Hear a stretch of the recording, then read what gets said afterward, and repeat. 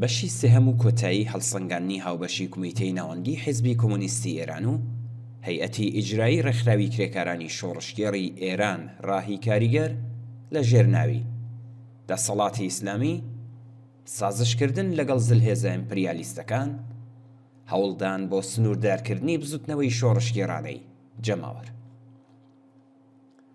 خاڵی سێهەم، دەسەڵاتی کۆماری ئیسلامی ناچارە لەگەڵ ترامپ ڕێک بکەوێت. چوارمین قۆناغی گوفتوگۆی نێونەرانی کۆماری ئیسلامی لەگەڵ نێونەرانی ترامپ لە مەسقەت بەڕێوەچوو. ئەم گوفتوگۆیانە لەلایەن ترامپەوە وەک گوفتوگۆیەکی ئەرێنی و هیوا بەخش سەیرکراوە. تا ئێرەی گوفتوگۆکان ڕوون بۆتەوە کە دەسەڵاتی کۆماری ئیسلامی هەوڵ دەدات بۆ ئەوەی ئەم گوفتوگۆیانە بە دەستکەوتێکی هەر چەند کەمیش بێت بەسەرنجام بکات. دەسەڵاتی ئیسلامی لەوە تێگەیشتووە کە خەرجکردنی بە هەزاران ملیارد لە پیشەسازی ناوەکیدا هیچ دەستکەوتێکی نەبووە و هەوڵ دەدات ڕێگە بۆ لابردنی گەماڕۆکان و دەرچوون لە کێشە ئابووریەکان خۆش بکات و لەم ڕێگەیەوە بەخۆ دەرباسکردن لەو بنبەستەی ئێستا خۆی لە بەرامبەر بزوتنەوەی جەماوەریدا تیار بکات. فورمولەکردنەکانی عەباس عێراقی لەلایەک و بێدەنگی بەرپرسانی حکوومەت لە بەرامبەر هەڕەشەکانی ترامپ و نێونەرانی لەلایەکی تر نیشانەی ئەوەیە کە کۆماری ئیسلامی هەوڵ دەدات بە تێپەڕبوون لە هێڵە سوورەکانی خۆی لەگەڵ بکوژی قاسم سلەیمانی ڕێک بکەوێت و لە بنبەستەی ئێستا خۆ دەرباس بکات. بەڵام بۆ ئەوەی ڕوون ببێتەوە کە سەرچاوەی ئەم ئاراستەی حکوومەتی کۆماری ئیسلامی بۆچی دەگەڕێتەوە، پێویستە لەسەر ئەم چەند خاڵی خوارەوە هەڵوێست بکرێت. یەکەم، دەسەڵاتی ئیسلامی لە هەموو سیاسەتە ئیدیۆلۆژیەکانی خۆیدا هەم لە بواری ناوخۆیی و هەم لە بواری دەرەوەشدا بە سەختی شکستی هێناوە. قبوڵکردنی ئەم شکستە لە ناوخۆ زۆر مەترسیدارە، بەڵام قبوڵکردنی لە بواری دەرەوەدا وەک خواردنەوەی جامە ژەهرێک ئاسانتر هەزم دەکرێت. هەوڵی حکوومەت ئەوەیە کە ئەم شکستە بە شێوەیەک ئاراستە بکات کە بتوانێت تا ڕادەیەک بەر بە هەڵوەرین لە ناو لایەنگرانی ڕژیمدا بگرێت. درێژکردنی دەستی دۆستایەتی بەرەولای دەوڵەتی عەرەبستان، کەمکردنەوەی چالاکیە ناوچەییەکان، هەوڵدان بۆ پەیوەندی لەگەڵ دراوسێکان و قبوڵکردنی تێکشکانی سەرجەم هێزەکانی بەرەی خۆڕاگری لە زمرەی نیشانەکانی ئەم بارودۆخن. دووهەم، دەسەڵاتی ئیسلامی لە ناوخۆدا کەوتۆتە ژێر قورسترین گوشارەکانی بزوتنەوەی جەماوەری. سەرکەوتنەکانی بزوتنەوەی ژن-ژیان ئازادی کێشە ناوخۆییەکانی حکوومەتی زۆر پەرەپێداوە. لە کۆمەڵگایەکدا کە ژنانی بێحیجاب تابوتی ژنێکی نووسەر بەرەو گۆڕستان بۆ بە خاک سپاردن بە شان هەڵدەگرن، ئاشکرایە کە هێڵە سوورەکانی دەسەڵاتی ئیسلامی تێکشکاون و سەنگەری حیجاب لەلایەن جەماوەرەوە داگیر کراوە. هاوکات لەگەڵ بزوتنەوەی ژنان، بزوتنەوەی داواکاری تەوەرەکانیش ڕێبەری ڕژیم و کاربەدەستانی دیکەی حکوومەت و ئۆلیگارشیە چاوچنۆک و تاڵانچیەکانیشی زۆر نیگەران کردووە. ئەمە فاکتەرێکی سەرەکیە بۆ ناچاربوونی دەسەڵات بە پاشەکشار لە سیاسەتەکانی دەرەوە و هەوڵدان بۆ گەیشتن بە ڕێکەوتن بە کەمترین زیان. سێهەم، سیاسەتی بەرەو ڕۆژهەڵات نەیتوانی وە هیوا و ئامانجەکانی حکوومەت دەستەبەر بکات. نەچین و نە رووسیا نەیانتوانیوە و نەیانویستووە بەڵام بە پێویستی و داواکاریەکانی کۆماری ئیسلامی بدەنەوە.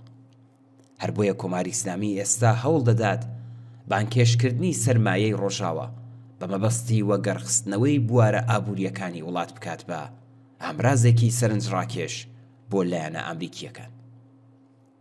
چوارم، سیاسەتی ترامپ بۆ هێورهێشتنەوەی دۆخی ڕۆژهەڵاتی ناوەڕاست و فراوانکردنی سێکتەری بازرگانی لەگەڵ وڵاتە دەوڵەمەندە عەرەبیەکان لەلایەک و جیاوازی و ناکۆکیەکان لەگەڵ نەتانیاهۆ لەلایەکی تر دەرفەتێکی بە کۆماری ئیسلامی داوە تا لەم بارودۆخە سوود بگرێت.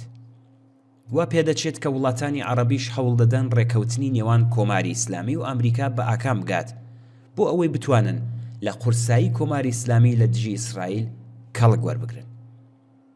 ئەمە ئەو خاڵەیە کە کۆماری ئیسلامیش هەوڵ دەدات لە قورسایی ئەو وڵاتانە بۆ کاریگەری لەسەر ترامپ کەڵگوەربگرێت.